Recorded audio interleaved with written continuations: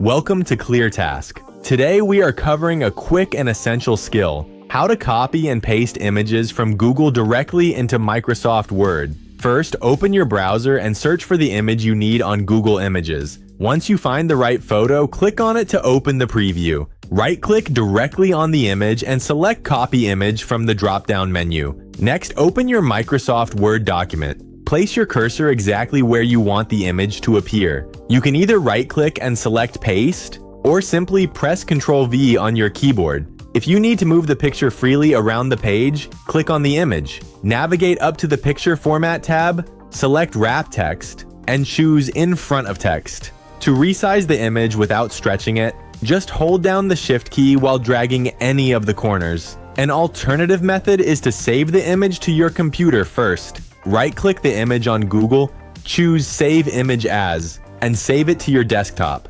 Then in your Word document, go to the Insert tab, click Pictures, select this device, and open your saved image. Both methods work perfectly. Thanks for watching and subscribe for more direct tutorials.